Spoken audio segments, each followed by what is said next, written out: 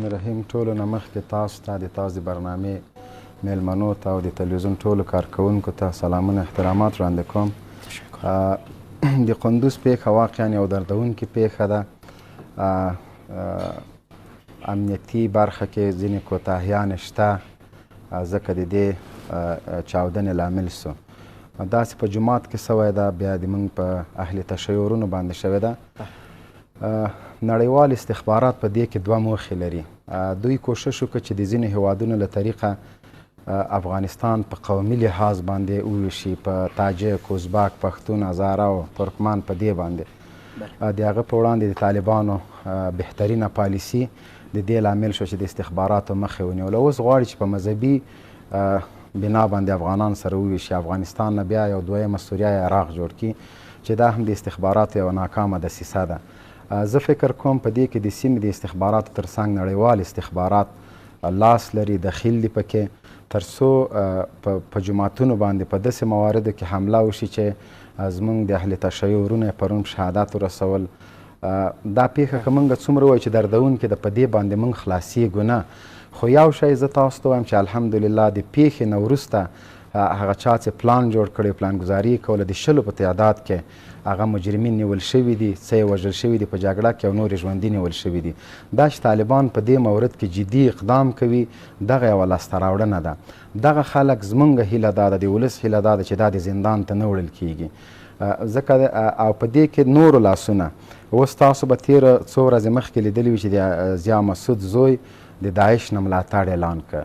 ځینې نورو دغسې پخواني قمندانانو چې د امریکایانو په اوږو سپاره په کابل باندې حاکم و، دلته د خلکو حقونه خوړل، هماغه خلکو د داعش نه ملاتړ وکړ. هغوی وایي داعش هم خراسان غواړي، موږ هم غواړو، داعش هم د طالب ضد ده، موږ هم یو. داعش هم دا بلکل غلطه خبره ده چې داعش د له تاجک قوم سره ونښلول سي. هیڅکله د تاجک قوم کې داعش شته نه، ځکه که داعشیان په تاجکو کې وای نو سرچشمه به یې له شمال نه وه. داعش په پښتنو کې ریښه درلودله، په پښتنو کې هم نه درلودله، په نور اقوام کې هم، خو سر یې له ننګرهار نه جګ کړل چې هلته تاجک ورونه نسته. دا چې اوس دوی په یو نوعه باندې دلته د قومیت ته لمن وهي، مذهبي جګړه شروع کوي، له دغه نه امریکایان هغه نړۍ چې دلته یې ماته خوړلې نور فایدې جګوي. طالبان د اسلامي امارت، د افغانستان د اسلامي امارت استخبارات، امنیتي مسؤلین په دې برخه کې جدي ګامونه اخیستي دي او انشاءالله راتلونکي کې به د دغسې پیښو مخه ونیول سي. ولی با رسیدن قدرت طالبان در افغانستان، این اولین و آخرین هم نیست.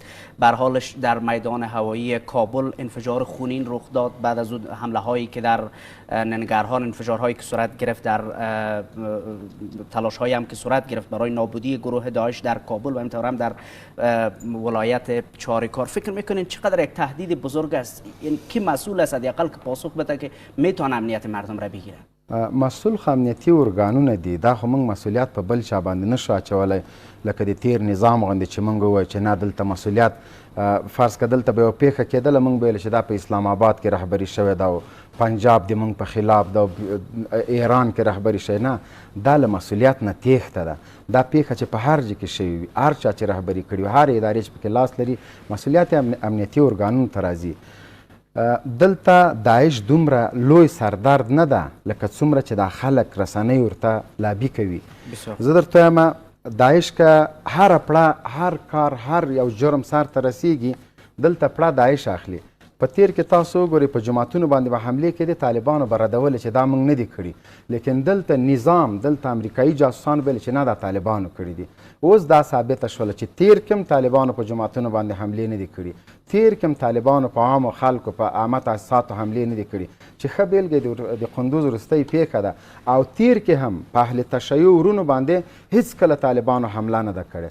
هغه که په دای محرم کې و، هغه که په څلوېښتي د محرم کې و، هغه که د دوی نور مذهبي رسوماتو کې و چې چاودنې شوي دي، همدغه خلک چې د شیعه له قوم نه، د شیعهګانو له مذهب نه، له دې نه غلطه استفاده کوي، دوی مشران ځانونه بلل، دا حملې کولې او همدغه خلکو سره په رهبري. اوس چې څومره د سیمې استخبارات دي دلته که هر کار کوي، پړه داعش ځکه اخلي، داعش دلته وجود نه لري. داعش غواړي چې خپل موجودیت دلته ظاهر کړي. داعش په کوم ځای کې ده؟ ګوره داعش دلته د افغانستان په ټوله سیمه کې، په ټوله جغرافیه د افغانستان کې داعش مصالحانه جګړه نه لري.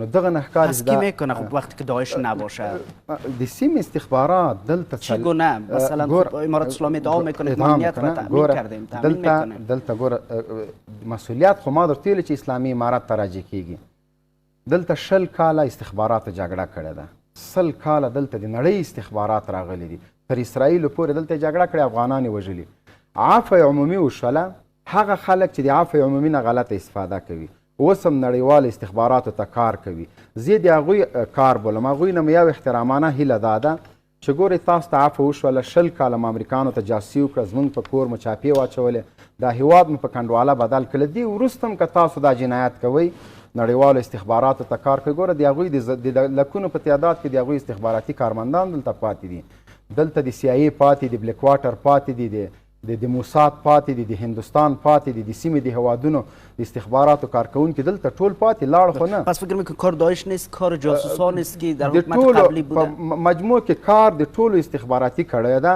دا چې مسئولیت داعش اخلي دا د داعش په ذوب باندې دلالت کوي یعنی داعش دلته د طالبانو د عملیاتو مخه نیولې د داعش د رشد مخه یې نیولې ده د بل چا پریم په ځان باندې اخلي تشکر آقای د اسلامي امارت ټول مسئولین له الف نه تر یا پورې امنیتي ارګانونه سیاسي ارګانونه قضایي دا ټول مسؤل دي د ملت په وړاندې دا اوس تیر نظام نشته چې موږ د دې ملت خلاوې پټې کړو په دې باندې چې دا له تیر نظام نه پاتې دي خو یو شی د یادوړه ده چې په تیر د طالب په راتګ سره ټول زندانونه ما سوا د ننګرهار له زندان نه دا د کابل امنیتي ادارو همدغه امرالله صالح همدغه محب همدغه غني د دوی په دستور باندې دا زندانونه مات شول تر څو دغه مجرمین بیرته راشي او په راتلونکي کې د طالبانو نظام ته سردرد پیدا کړي د باګرام له زندان نه چې کله طالبان راوتل د باګرام زندان ته طالبان نه دي تللي د طالب له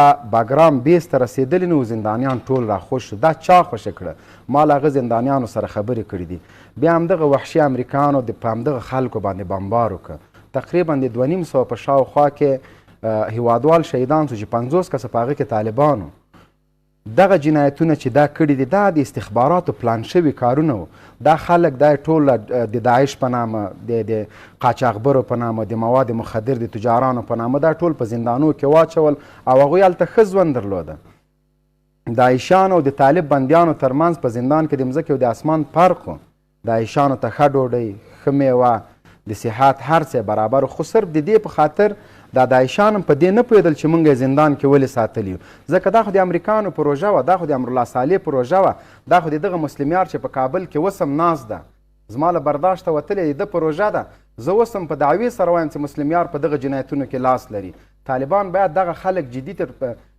څېړنو لاندې ونیسي دا چې اوس ډاکټر عبدالله کرزی مسلم یار نور دوی ناست دي دوی سره ټلیفونونه شته دوی سره بهرني میلمانه راځي ملاقاتونه کوي دا څوک دي خدا خو د استخبارات د تیرو 20 کلونو استخباراتو جاسوسان اقدام نمیشه اقدام به کیږي امارات له ډېرې حوصلې نه کار اخلي د دغه په خاطر که امارات یو مجرم نیسي وایي هله چې عفه دې کړې اوس مجرم نیسي که نه نیسي وایي زور یې پې باندې نه رسېږي دا د افغانستان ملت د سړی ورته حیران پاتې شي اگر خونی کسی بریزه خون باید د خون مخنیوی وسي زه خو درته وایم چې هر څوک وي بلا توپیره که زه یم که احمد ده که محمود ده چې له څوک د خلکو په وینو تویولو کې لاس لري باید پرده پې وانهچول سي امنیتي ارګانونه استخباراتي ارګانونه لا قوي سي لا مجهز سي په وخت عملیاتو کې وخت به له وخته بیا تیري بیا به هغسې سردار طالبانو ته جوړ لکه تیر نظام کې سي ورته جوړو طالبان د دې په وړاندې جدي دي زه درته مطمئنه وایم یو خو طالبان د نړیوالو سره د تعامل په برخه کې دلته مصروفه دي بل دلته 20 کلن استخباراتي جاسوسان پاتې دي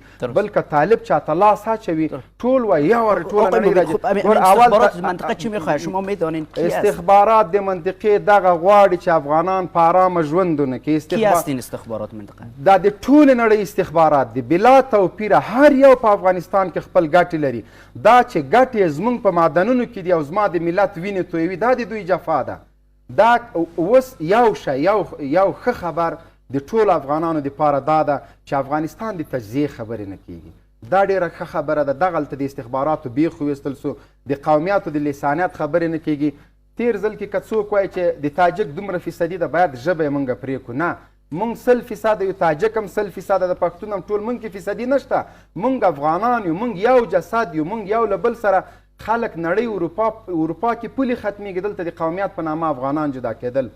دغه یوه پدیده د استخباراتو پاتې ده چې معدنونو ته دلته امریکا راغلې د دې دپاره نه وه که امریکا زموږ د بیا رغونې دپاره راغلې او اروپایي ټولنه د دې دپاره راغلې او نړیوال راغلي او دلته په تریلیونونو ډالر راغلل، موږ د اوبو ډیم ولې نه لرو؟ پس چی باید شود؟ قطع شود دست این استخبارات؟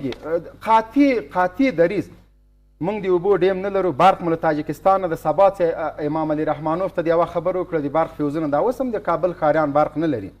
ډیرو ځایو کې 10 ساعته برق نه 8 ساعته نه، دا خو له تیر نظام نه پاتې ده.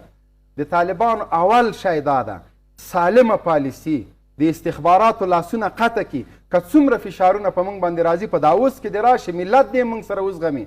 دا نه چې موږ سکل تنخواګانې لرو، موږ ډالري تنخواګانې لرو، ملت له لوږې مړ شو. هغه رقم هم نه ده چې رسنۍ ورته هوا ورکوي. کارونه کم شوي دي، همداسې د خلکو که ګټې کمې شوي، منافع کمې شوي دي، اخراجات هم کم شوي دي. یو سړی به په امنیتي سکتور کې زرګونه ډالر مصرف کوه امنیتي سکتور باندې، هغه امنیتي سکتور اوس طالبانو په مفته کې ورته نیولی.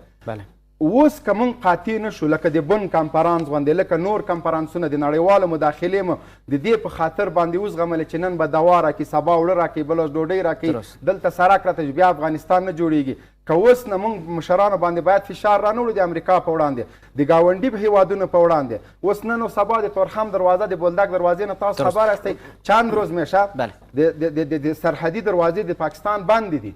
دا خو د یو فشار په دیالې په توګه کاروي. اوس که موږ هغوی ته وایو چې موږ وړه لرو، موږ مشرانو ته وایو چې موږ ډوډۍ نه لرو، موږ غوړي نه لرو، طبعا مشران مجبوره کیږي د پاکستان شرایط ومني. او که له اوس نه په وړاندې ودرېدل پاکستان خپلې دروازې نشي بندولی، دروازې به خلاصوي، موږ سره به تعامل کوي.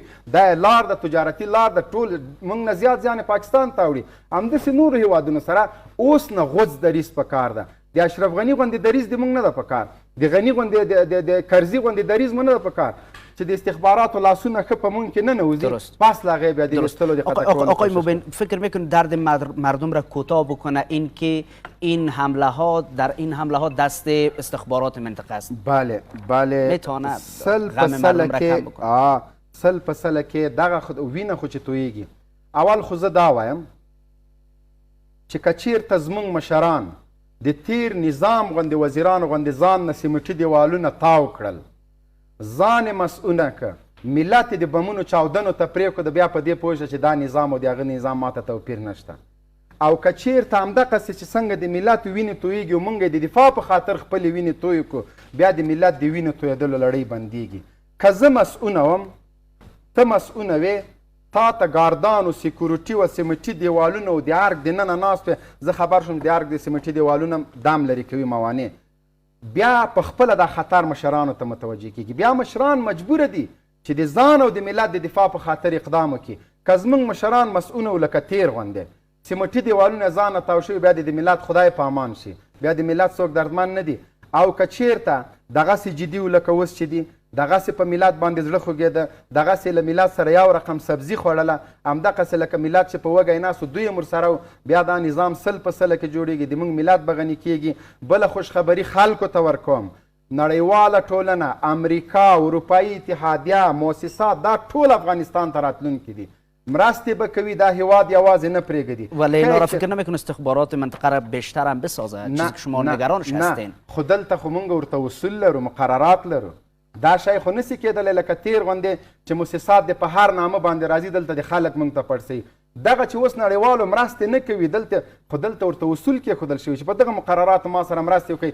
تاسو د مجاهد صاحب خبرې وانه اورېدله چې د یو پاکستاني خبریال ته نه پوښتنه وکړه چې د امریکایانو د نړیوالو مرستې مشروطې دي، ځکه تر موږ زیات اندازه پاکستان ته لګېږي. پاکستان په میلیاردونو ډالر قرضداره ده.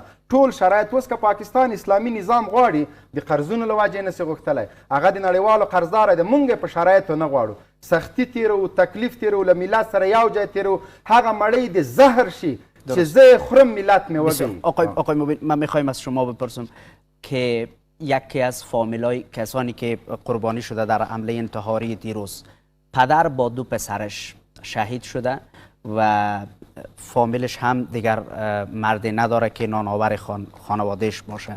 فکر میکنین بر اونا کی پاسخ باید بگوین؟ برای اونا پاسخگو اینمی ادارات امنیتی است. ادارات امنیتی است کسی که کوتاهی کرده. از این به بعد باید کوتاهی نشه. یک و دوم از کلگی کده اولتر باید اینمی خانواده برون پیشش، معلوماتش کنن، مصارفش، جنازهش خب به خاک سپرده باشه. از این به بعد به اشتکایش یک سرپرستی، به خاطر که یال حکومت است. یال بسیار مسئله به طالبان مواجه است. یکی از مسائلی که بسیار دشوار است باید طالبان او را پیگیری کنه، سرپرستی اینمی مردمی که به سرپرست هستند. در آینده از اینمی یک مصیبت جور میشه. کل کابل، ما دین روز در پارک شهرنو رفته بودیم، مختلف مردم مختلف گپ میزنن، لیکن شما قسم به خدا سر ما حق ندارین که من نان شب به خاطر نخوردم که او مردم گرسنه بودن.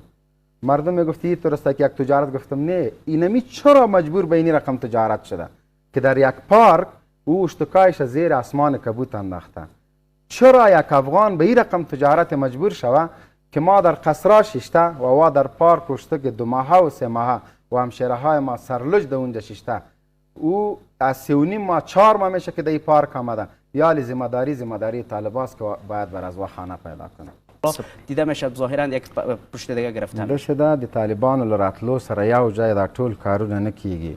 دلته 2.5 تریلیونه ډالر افغانستان ته راغلل، خو د همدغه 2.5 تریلیونه ډالرو په موجودګۍ کې چې افغانستان ته راغلي دي، دلته د نړیوالو فوز راغی، دلته انجینران راغله، دلته ډاکټران راغله، دلته د دنیا ساینسدانان راغله، دلته د دویم مفکر په نامه یو غل په ارګ کې ناست و چې مفکر جهان یې ورته ویلې، دا راغی.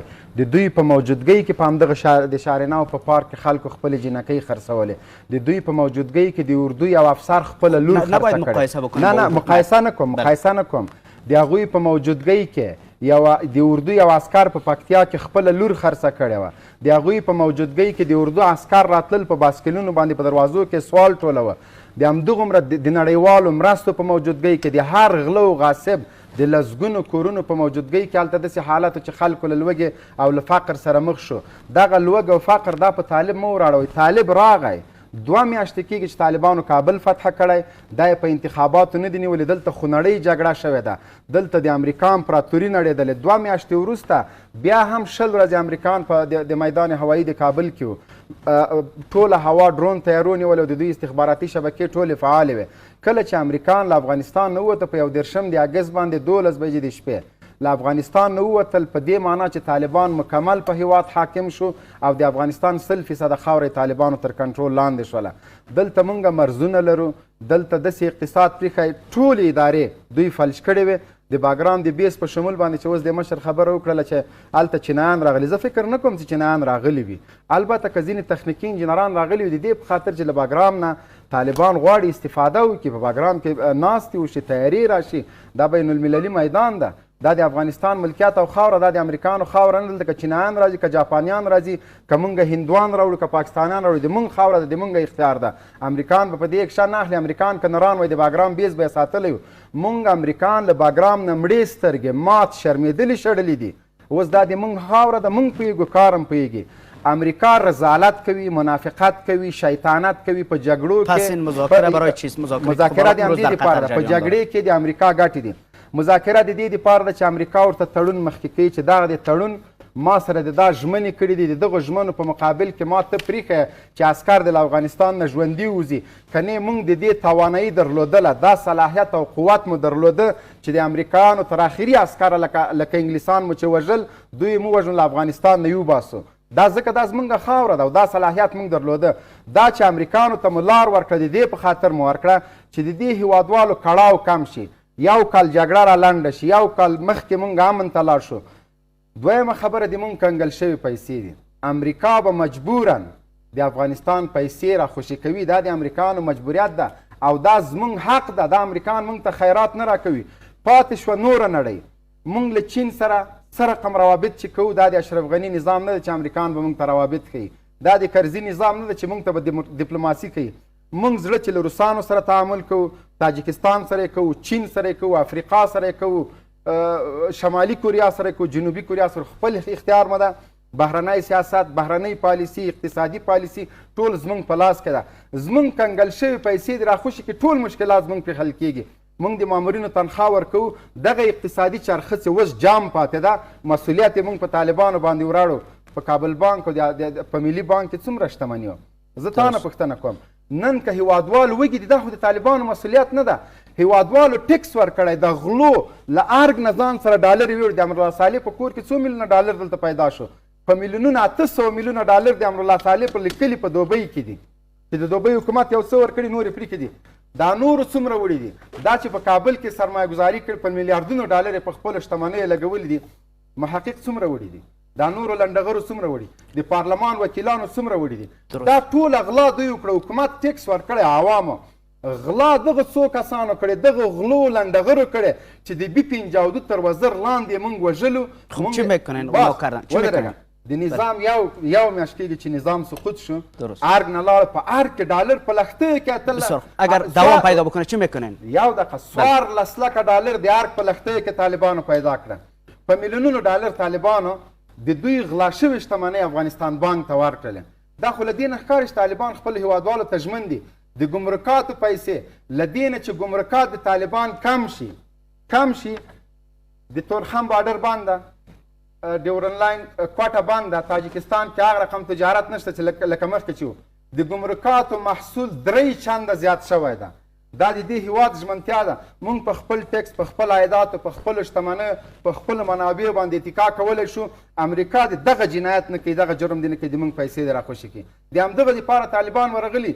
راتلونکي کې چې هر مشکل په افغانستان کې جوړیږي، ذمهوار نړیوال ټولنه، امریکا، حقوق بشر، ناټو، دغه ټول خلک چې په افغانستان کې مسؤولو زموږ پیسې وهلي، دا د موږ د جیبونو غله دي.